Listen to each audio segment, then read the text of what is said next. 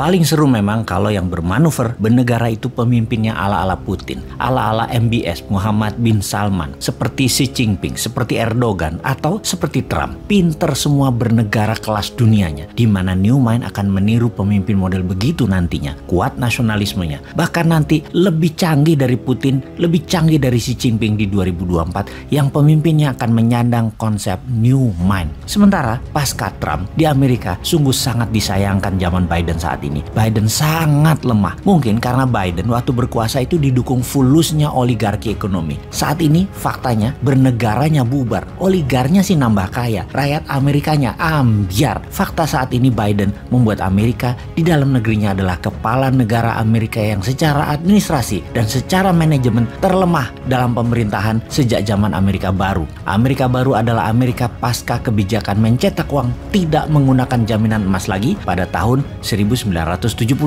Printing dolar inilah yang membuat Amerika seperkasa sekarang. Terpilihnya Biden dan Kamala Harris adalah boneka oligarki Amerika yang memilih presiden lemah. Lepasnya Afghanistan di awal jabatannya adalah bukti nyata kelemahannya, dan sekarang di dalam negeri Amerika yang namanya maling itu sudah terang-terangan. Amerika di dalam negerinya terjadi krisis ekonomi dan krisis kepercayaan yang tertinggi terhadap pemerintahnya saat ini. Kriminal saat ini di mana-mana terjadi di dalam negeri Amerika. Dan di luar negeri, sekarang Amerika ditantang Rusia di sisi Eropa dan ditantang Tiongkok di sisi Laut Natuna Utara. Kita review Rusia sebentar. Kita tahu Putin itu bolonya Trump dan bukan bolonya atau sekutunya Biden, bukan. Jadi sekarang Putin mulai bermain. Putin memainkan dua hal, harga minyak dan gas bumi dan mencaplok wilayah baru. Kita tahu di tahun 2014 Putin mencaplok Crimea dan dunianya bengong. Sekarang 170.000 tentara Rusia ada di perbatasan Ukraina, full battlesuit, dan belum pernah terjadi pergerakan tentara Rusia semasif seperti ini sejak Perang Dingin atau Cold War Soviet dulu. Ada apa dengan Rusia ini? Ada apa dengan Ukraina? Ukraina perang lawan Rusia itu karena apa?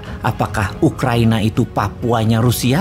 Atau mirip seperti Timor Timurnya Indonesia? Atau ambisi Putin bagaikan sakit hatinya Nazi Jerman terhadap Yahudi dan wilayah yang dipengaruhi Yahudi mulai dianeksasi digabung oleh Jerman. Yahudinya kemudian dibantai.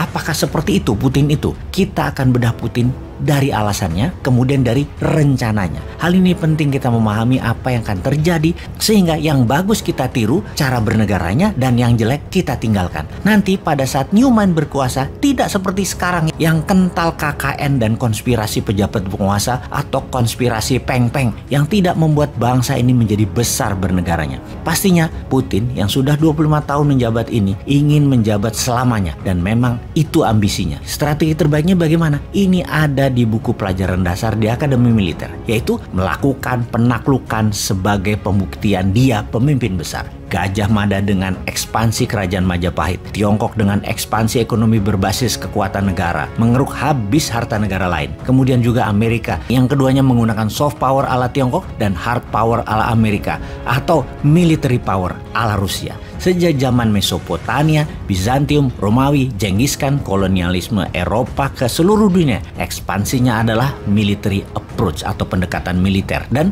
Rusia karena di kepala Putin sebagai anggota KGB sangat menyesalkan waktu Soviet bubar dulu, yang membuat banyak negara-negara kecil pecahan Uni Soviet muncul. Mempunyai ambisi kemudian yaitu membuat Soviet baru di bawah Konfederasi Rusia. Dia sudah mulai dengan mengambil dua wilayah di Laut Mati, salah satunya Crimea. Sekarang pasti ambil Ukraina. Pasti Putin ingin ambil balik kejayaan Soviet karena semua itu adalah letak asli Rusia menurut Putin, letak geografi Rusia yang aslinya. Tak akan berhenti dia sampai Rusia sesuai dengan mimpinya. Itu juga strategi politik dalam negeri yang Putin kemarin di demo besar-besaran. Dia semakin tidak populer, dan untuk menjadi populer paling gampang adalah bakar semangat nasionalisme bangsa Rusia. Rusia pengendali Eropa, itu kampanyenya. Sama seperti cita-cita Bung Karno. Tidak akan diam Bung Karno sampai wilayah Belanda diambil semua balik menjadi Indonesia. Dan terakhir adalah Papua Barat. Ketika Papua Barat diserahkan kembali ke tanah air, cita-cita Bung Karno tercapai. Dan itu agaknya cita-cita Putin untuk mengambil dan membangun Soviet baru. Beda kalau New Mind punya cita-cita. Balikin peta Nusantara kembali. Mulai dari Jazirah Malaysia, Filipina, sampai negara selatan Pasifik kita akan gabungkan. Lebih agresif lagi cara kita ini. Cuman caranya tidak military power, tidak soft power ala Tiongkok nyogok pejabat-pejabat, tidak hard power ala Amerika. Kita akan pakai smart power dan ikhlas power.